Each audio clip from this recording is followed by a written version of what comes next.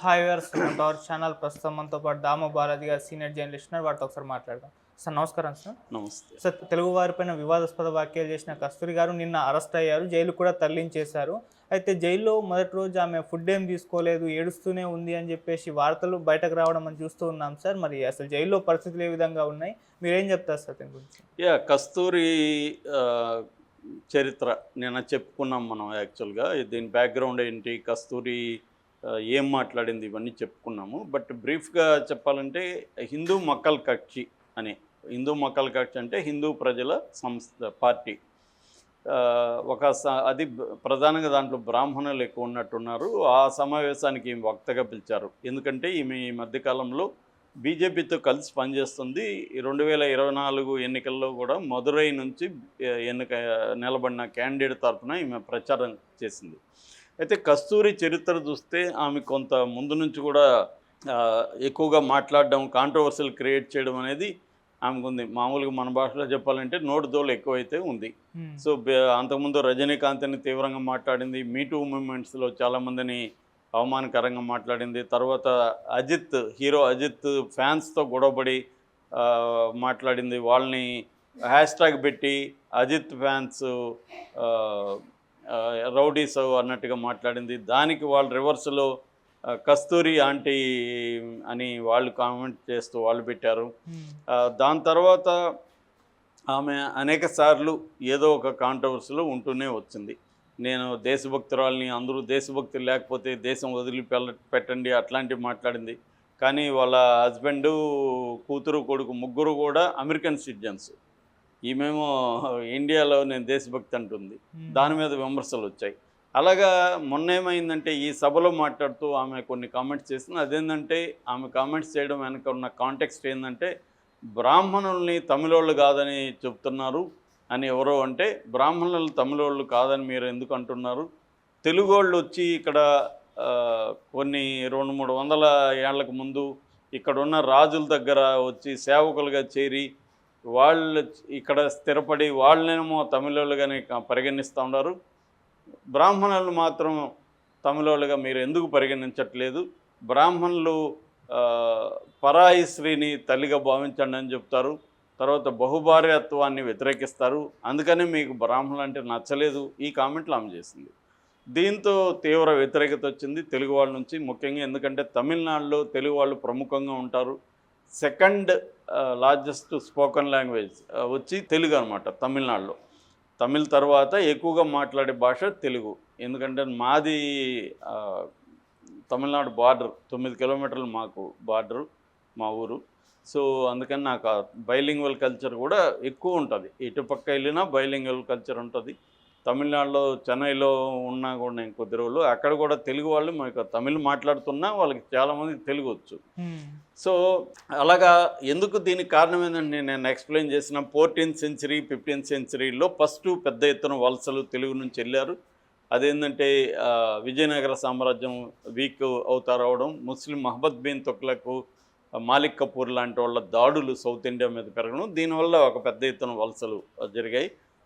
దాని తర్వాత మన రాజులు అంటే పల్లవులు, చోళులు, వీళ్ళందరూ ఇక్కడ నుంచి తెలుగు వాళ్ళు వెళ్ళి తంజావూరు, మధురై, ఈ నాయక రాజులు ఇక్కడంతా వెళ్ళి పరిపాలించడం, ఇక్కడొచ్చి నాయక కింగ్డమ్స్ బలంగా ఉండడం, దీని నుంచి తెలుగు వాళ్ళ రకరకాల తెలుగు వాళ్ళని తీసుకెళ్ళడం అనేది జరిగింది. సెకండ్ మైగ్రేషన్ తెలుగులో వాళ్ళు ఎప్పుడు వెళ్ళారంటే ఈస్ట్ ఇండియా కంపెనీ రూలు ఇండియాలోకి రావడం, ముఖ్యంగా మద్రాస్ పట్టణం దాన్ని పట్టుకోవడం. దాంతో వాళ్ళు ఇక్కడ నుంచి ఏంటంటే ఆర్టిజాన్స్ కావచ్చు, క్రాఫ్ట్స్మెన్ కావచ్చు, పురోహితులు కావచ్చు, డిఫరెంట్ అవసరాల కోసం ఇక్కడ నుంచి తీసుకెళ్లారు. సో బ్రిటిష్ వాళ్ళ వల్ల ఇంటర్నల్ వలసలు బాగా పెరిగాయి. వాళ్ళు ఎక్కడెక్కడ ఉంటే అక్కడ, ఇప్పుడు బ్రిటిష్ వాళ్ళు హైదరాబాద్లో కొంత భాగం ఇచ్చినప్పుడు, నైజాం ఇచ్చినప్పుడు వాళ్ళు తమిళనాడు నుంచి ఇక్కడ ప్రజలను తీసుకొచ్చారు. అందుకని కంటోన్మెంట్ ఏరియాలో తమిళ వాళ్ళు ఎక్కువ ఉంటారు మనకి ఇప్పటికి కూడా, పద్మారావు నగర్, సికింద్రాబాద్ ఈ ఏరియాలో. అట్లాగే బెంగళూరులో కూడా కంటోన్మెంట్ ఏరియా, శివాజీ నగర్ ఈ ఏరియాలో తమిళ వాళ్ళు ఎక్కువ ఉంటారు. సో అలాగా వలసలు అనేవి వెళ్ళడం అనేది కామనే. రెండోది రాజుల దగ్గర సేవ చేస్తే తప్పేముంది, అక్కడ అందరూ చేస్తారు కదా, తమిళ వాళ్ళు చేయరా, ఇంకొకరు చేయరా, తెలుగు వాళ్ళు చేస్తే తప్పేముంది. అది నిజానికి ఆమె కాంటెక్చువల్గా మాట్లాడుంటే అవమానకరం ఏం కాదు. రాజుల దగ్గరనే కాకుండా రకరకాలుగా తెలుగు వాళ్ళు వలస వచ్చారు, వాళ్ళని మాత్రం తమిళ వాళ్ళుగా గుర్తిస్తున్నారు, బ్రాహ్మణులు ఎందుకు గుర్తించట్లేదని అడుగుండొచ్చు ఆమె. కానీ ఆమె డెరిగేటర్గా రాజుల దగ్గర ఇట్లా సేవ ఊడిగం చేసే దానికి వచ్చిన వాళ్ళని ఒక డెరిగేటివ్ సెన్స్తో మాట్లాడింది. మామూలుగా మాట్లాడితే ఇదంతా కూడా చరిత్రకారులు చరిత్రలో రాశారు, అనేక పుస్తకాలు ఉన్నాయి, దీని మీద నవళ్ళు కూడా ఉన్నాయి. 800 ఏళ్లకు ముందు అక్కడికి వెళ్ళిన గోపాలపురం అనే నవల వెరీ ఫేమస్ అయింది. సో కీరా అంటారు ఆయన్ని. సో అలా రైటర్ అలాగా చాలా నవల్స్ కూడా వచ్చాయి, లిటరేచర్ ఉంది వలసల మీద. కానీ ఈమె డెరిగేటరీ సెన్స్తో మాట్లాడడం ఇక్కడ అభ్యంతరకరం. తెలుగు వాళ్ళ మీద డెరిగేటరీగా మాట్లాడాల్సిన అవసరం లేదు, కానీ ఆమె నోటి దూల అలవాటు కాబట్టి మాట్లాడింది. ఆ మాట్లాడాలనుకున్నది ఏంది, బ్రాహ్మణులను మీరు తమిళ్ బ్రాహ్మణ్స్గా ఎందుకు పరిగణించట్లేదు అనేది ఆమె అడగాలనుకున్న ప్రశ్న. అందులో తప్పు లేదు, అడగచ్చు. దానికి తెలుగు వాళ్ళని డెరిగేటర్గా మాట్లాడాల్సిన అవసరం లేదు. తెలుగు వాళ్ళు అక్కడ స్ట్రాంగ్గా ఉన్నారు. యాక్చువల్గా కరుణానిధి ఫ్యామిలీ వాళ్ళ ఆరిజన్ తెలుగు వాళ్ళు అని చెప్తారు. అట్లాగే జయలలితాది ఆరిజన్ తెలుగు, వైగో గోపాలస్వామి తెలుగు, సుబ్రహ్మణ్య స్వామి తెలుగు, అట్లా చాలామంది కన్నడ తెలుగు అంతా మిక్స్ అయిపోయి ఉంటాయి. మన త్యాగరాజు వాళ్ళు ఓన్ చేసుకున్నారు, నిజానికి త్యాగరాజు తెలుగోడు. ఇలాగా ఉంటుంది. ఇప్పటికీ తంజావూరు లైబ్రరీ, మెడ్రాస్ కన్నమర లైబ్రరీ, వీటిలంతా తెలుగు పుస్తకాలు కూడా గణనీయమైన సంఖ్యలో మనకు దొరుకుతాయి. సో ఆమె డెరిగేటర్గా మాట్లాడింది, దాంతో కేసులు పెట్టారు. మామూలుగా అయితే ఇలాంటివి అందరూ మాట్లాడుతూనే ఉన్నారు. ఇవాళ ఏంటంటే కావాలనే కాంట్రవర్సీ చేస్తే మనం పాపులర్ అవుతామని చాలామంది కాంట్రవర్సీలుగా మాట్లాడడం చూస్తున్నాం. దాని పర్యవసనాలు ఒక్కొక్కసారి ఏమి ఉండకపోవచ్చు, ఒక్కొక్కసారి సీరియస్గా ఉంటాయి. మనకిప్పుడు ఫర్ ఎగ్జాంపుల్ ఆంధ్రప్రదేశ్లో వైసీపీ వాళ్ళు ఇలాగా కట్టలు తెంచుకొని చాలా నీచంగా తెలుగుదేశం వాళ్ళ మీద కామెంట్లు పెట్టిన దానికి ఫలితం అనుభవిస్తున్నారు. ఇక్కడ కూడా ఇప్పుడు రేవంత్ రెడ్డి కూడా కొంతమందిని అలాగే సోషల్ మీడియాలో పోస్టులు డెరిగేటర్కి పెట్టే వాళ్ళని అరెస్ట్ చేస్తాను. ఖచ్చితంగా వ్యక్తిగతంగా అటాక్ చేయడం, కొన్ని సమూహాలని గాయపరిచే విధంగా మాట్లాడడం, ఇది అయితే కరెక్ట్ కాదు. ఏదైనా కన్స్ట్రక్టివ్గా మాట్లాడాలి, అనలైజ్ చేయాలి. అది తప్ప నువ్వు వేరే వాళ్ళని హర్ట్ అయ్యే విధంగా గాయపడే మాట్లాడడం అనేది అవసరం లేదు. కానీ వీళ్ళు పేరు తెచ్చుకోవడానికి, పాపులర్ అవ్వడానికి ఇలా చేస్తుంటారు. ఈమె కూడా అదే పద్ధతిలో చేసింది. దాంతో తెలుగు వాళ్ళు అక్కడ బాగా స్ట్రాంగ్గా కేసులు పెడితే కూడా అరెస్ట్ చేయరు మామూలుగా అయితే, కానీ ఇన్ఫ్లుయెన్స్ చేసినట్టుగా మనకు కనపడుతుంది. స్టాలిన్ ప్రభుత్వాన్ని తెలుగు వాళ్ళు ఇన్ఫ్లుయెన్స్ చేసినట్టుగా. స్టాలిన్ కూడా భయపడతాడు కదా, తెలుగు పాపులేషన్ గణనీయంగా తమిళనాడులో ఉన్నప్పుడు డిఎంకే కూడా ఆటోమేటిక్గా అది కన్సిడర్ చేస్తుంది. దానివల్ల ఈమె మామూలుగా అయితే ఇలా ఇంతకంటే ఎక్కువ మాట్లాడిన వాళ్ళంతా బయటే ఉన్నారు హ్యాపీగా. ఈమెను ఎందుకు అరెస్ట్ చేయాల్సి వచ్చిందంటే ఈ తెలుగు వాళ్ళ ఇన్ఫ్లుయెన్సు తమిళనాడులో బలంగా ఉంది కాబట్టి ప్రెజర్ చేసినట్టున్నారు. దాంతో ఈమెని అరెస్ట్ చేయాల్సి వచ్చింది. బట్ ఈమె ముందే గ్రహించి మద్రాస్ హైకోర్టులో ఇంటీరియం బెయిల్కి, అంటే ముందస్తు బెయిల్కి ఆమె ట్రై చేసింది. బట్ కోర్టు కూడా ఈమె బ్యాడ్ లక్ ఇవ్వలేదు. దాంతో ఈమెను అరెస్ట్ చేశారు. నిన్న అక్కడ ఎగ్మోర్ కోర్టులో ప్రవేశపెట్టారు. ఎగ్మోర్ కోర్టు ఈమెకి 14 రోజులు రిమాండ్ విధించింది. 29వ తారీఖు వరకు ఈమె జైల్లో ఉంటుంది. పులల్ జైలు అంటారు దాన్ని, చెన్నైలో ఉంటుంది సెంట్రల్ జైలు. ఆ సెంట్రల్ జైల్లో పెట్టారు. అక్కడ ఈమె మామూలుగా మహిళా ఖైదీల బ్యారక్లో పెట్టారు. అయితే ఈమెను 2-3 మహిళా ఖైదీలు ఉన్న చోట పెట్టారని చెప్తున్నారు. బట్ ఈమె తినట్లేదు, ఫస్ట్ డే తినకుండా ఏడుస్తూ ఉంది అని చెప్తున్నారు. ఎందుకంటే ఆమెకి కల్లో కూడా ఆమె జైల్లోకి వెళ్తామని ఊహించి ఉండకపోవచ్చు. ఎందుకంటే బయట మాట్లాడడం వేరు, జైల్లో ఉండడం వేరు. నేను చాలాసార్లు జైలు గురించి చెప్పాను.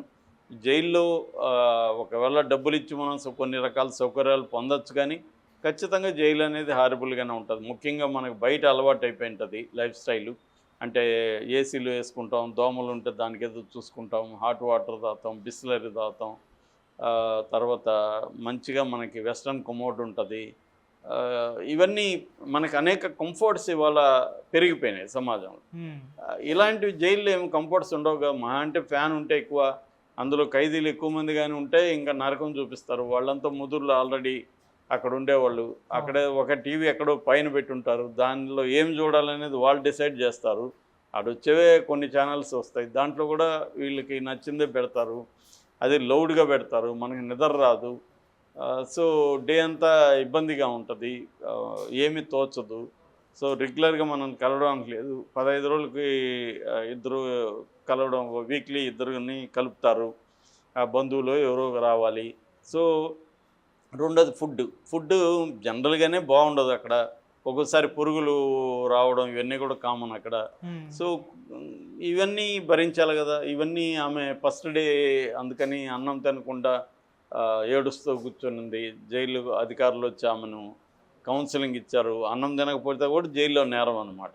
ఎందుకంటే అన్నం తినకపోతే వాళ్ళకి రేపొద్దున ఏదైనా అయితే వాళ్ళకి ప్రాబ్లం. ఎందుకంటే ఈ శిక్ష పడని ఖైదీలు ఉంటారు కదా, ఇట్లా రిమాండ్ ప్రిజనర్సు, వాళ్ళని ఏమంటారు, జ్యుడిషియల్ కస్టడీ అంటారు. అది పోలీస్ కస్టడీ, జ్యుడిషియల్ కస్టడీ అని 2 రకాలు ఉంటాయి. పోలీస్ స్టేషన్లో ఉంటే పోలీస్ కస్టడీ, జైల్లో ఉంటే వీళ్ళు జ్యుడిషియల్ కస్టడీలో ఉన్నట్టు, అంటే జడ్జి గారి ఆధ్వర్యంలో ఉన్నట్టు.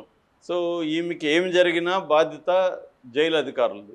అందుకని జైలు అధికారులు వెళ్ళి భంగపడి కొంత ఆమెకి మంచి ఆహారం పెడతాం అంటే స్టాఫ్కి వండుకుంటారు సపరేట్గా. మామూలుగా కొంతమందికి ఏం చేస్తారంటే స్టాఫ్ భోజనం వాళ్ళకి పెడతా ఉంటారు ఈ ఖైదీలకి. అది స్టాఫ్ భోజనం సపరేట్గా వండుతారు, నీట్గా ఉంటుంది. సో ఆ స్టాఫ్ భోజనం ఆమెకి నిన్న పెట్టడానికి ట్రై చేస్తారని, కానీ ఆమె తినలేదని చెప్తున్నారు, ఏడుస్తుందని.